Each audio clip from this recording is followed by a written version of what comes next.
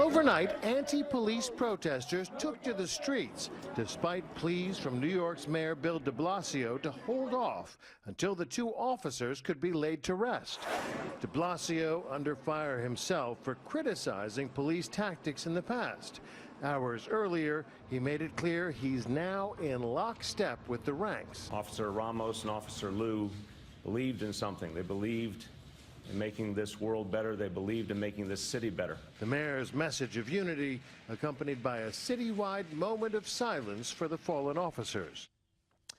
Well, as you can see in that ABC News report, despite calls from the mayor to put the protests on pause, marchers hit the streets of New York shouting NYPD racists. Good afternoon. I'm Rick Blackwell in for Ed Berliner. Mark Foley is a former congressman representing the 16th district in Florida for 11 years. Congressman Foley joins us right here on Midpoint. First of all, welcome, someone who's worked with law enforcement for years. Obviously, you've been following this story, and Patrick Lynch said Mayor de Blasio, he's the head of the police union, had blood on his hands. Does he have blood on his hands when it comes to these recent acts by people threatening these police officers? That's a little strong. To blame the mayor for the killing of the police, I think was over the top. No question, you have to have respect for law enforcement. If we lose respect for the men and women who risk their lives daily to protect us and make them feel like they've done something wrong, we will diminish law and order. We have to have conversations, Rick. The racial tensions are worse than I've seen, and at the same time, we've elected an African-American president. So we've made strides, but people don't understand the African experience unless you've lived it. And so those are the things that we have to have dialogue about. We have to be mature. We've got to stop being political. But we really do have to respect law and order, and we have to respect the police. The mayor said put the protests on pause. What would you say to the protesters out there? Why should they stop their demonstrations? Well, they have right to protest, but they have to do so peacefully. You don't want to incite riots. I remember after Ferguson, the father of the boy, Michael Brown, that was killed was telling them to burn the place down.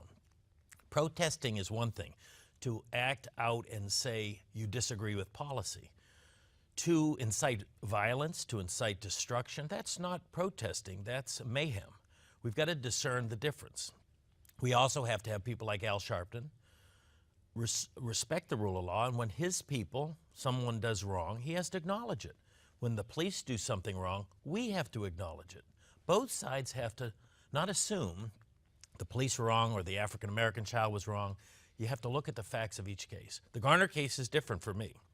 That was excessive force, should be dealt with, should be investigated, because that, when you look at the body cameras, that was a significant act of what I will call excessive police force.